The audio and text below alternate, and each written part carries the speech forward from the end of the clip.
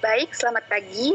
Di sini kami sebagai kelompok 8 ingin mempresentasikan makalah kami berjudul asesmen. Baik, akan memperkenalkan kelompok kami. Yang pertama, Agustina Karniati, yang kedua Elsa, yang ketiga Marcelina, yang keempat Messi Krisnawati, yang kelima Suriwati. Baik, untuk mempersingkat waktu, saya akan memulaikan saya sebagai materi pertama.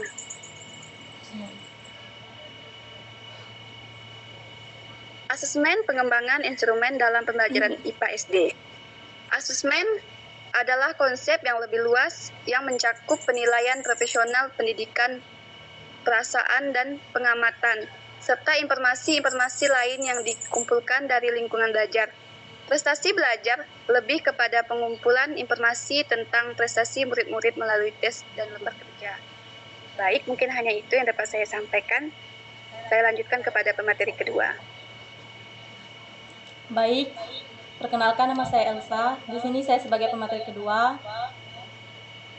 Saya membahas tentang fungsi asesmen dengan jenis-jenis asesmen.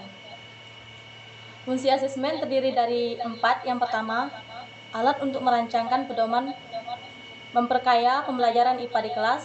Yang kedua, alat komunikasi dengan murid-murid, administrator, dan orang tua murid tentang pentingnya IPA. Yang ketiga, alat untuk monitor hasil belajar IPA, perbaikan pembelajaran. Yang keempat, alat untuk memperbaiki kurikulum dengan pengajaran IPA.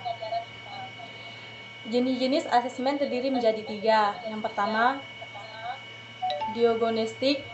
Yang kedua, formatif. Yang ketiga, sumatif. Baik, hanya ini saja materi yang dapat saya sampaikan. Kini saya lanjutkan kepada materi ketiga.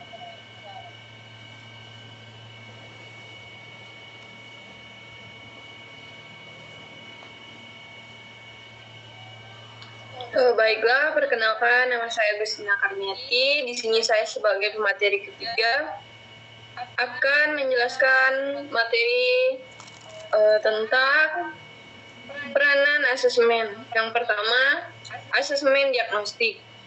Asesmen diagnostik adalah asesmen yang dilakukan secara spesifik untuk mengidentifikasi kompetensi, kekuatan, dan kelemahan peserta didik, sehingga pembelajaran dapat dirancang sesuai dengan kompetensi dan kondisi peserta didik.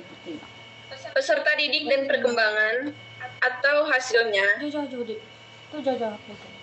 belajar paling tertinggal berdasarkan hasil asesmen diagnostik akan diberikan pendamping belajar secara afirmatif. Tujuan dilakukan asesmen diagnostik adalah untuk memetakan kemampuan semua siswa di kelas secara cepat, mengetahui siswa yang sedang paham, agak paham, dan siapa saja yang kurang paham. Dengan demikian, guru dapat menyesuaikan materi pembelajaran dengan kemampuan siswa.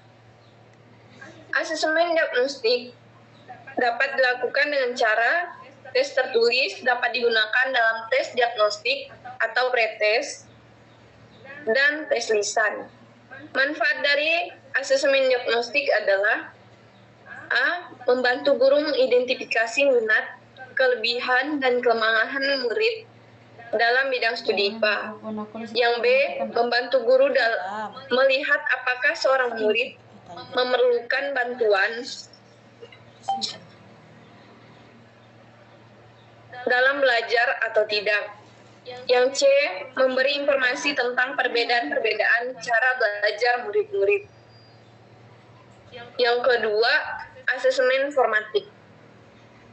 Asesmen formatif merupakan penilaian yang berorientasi pada proses pembelajaran agar siswa memperoleh umpan balik dan tindak lanjut. Dalam asesmen formatif diperlukan agar siswa memaknai pengalaman belajar yang telah dilakukan, tidak hanya hasil yang dicapai. Asesmen formatif kadang-kadang diperlukan di tengah-tengah pembelajaran. Bila guru mengalami konsep-konsep yang sukar, maka diadakan asesmen mendapatkan data bagaimana caranya memodifikasi sebagian atau keseluruhan pembelajaran. Asesmen juga dapat dilaksanakan bila siswa mengalami kesulitan dalam menyelesaikan tugas.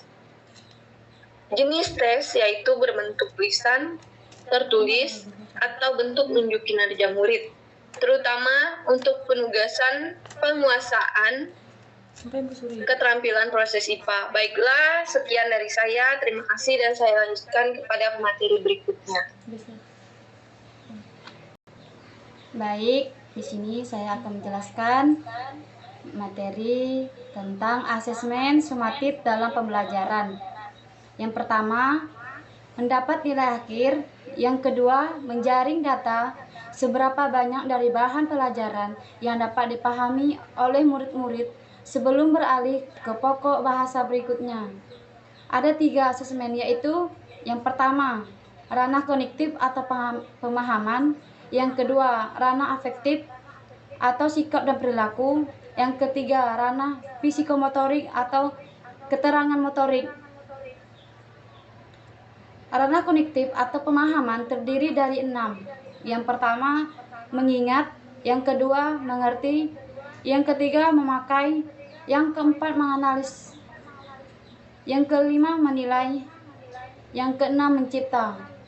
Sekian dari saya, terima kasih. Saya lanjutkan kepada pemateri selanjutnya.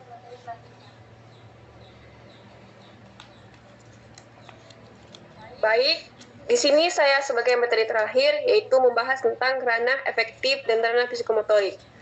Yaitu ranah efektif atau sikap dan perilaku adalah ranah yang berkenaan dengan sikap seseorang dapat diramalkan perubahannya bila seseorang telah memiliki penguasaan tingkat tinggi tipe belajar afektif akan nampak peserta didik dalam berbagai tingkah laku seperti perhatiannya terhadap pelajaran, disiplin, motivasi pelajar, menghargai guru dan teman sekelas, kebiasaan belajar, dan hubungan sosial. Ada 5, yaitu tingkat menerima, 2. Tingkat menganggapi, 3. Tingkat menghargai, 5. Tingkat menghayati. Kedua, ranah psikomotorik atau keterampilan motorik adalah ranah yang menitik beratkan pada kemampuan fisik dan kinerja otot, sementara motorik halus berhubungan dengan keterampilan fisik yang melibatkan otot kecil dan koordinasi mata dan tangan. Syarat motorik halus dapat dilihat dan dikembangkan melalui kegiatan rangsang secara rutin. 1. Gerakan seluruh badan. 2. Gerakan yang terkoordinasi. 3. Komunikasi nonverbal. 4. Kebutuhan dalam berbicara. Sekian dari pemateri saya sampaikan kepada moderator. Baik, mungkin hanya itu yang dapat kami sampaikan. Dari kelompok kami ucapkan terima kasih.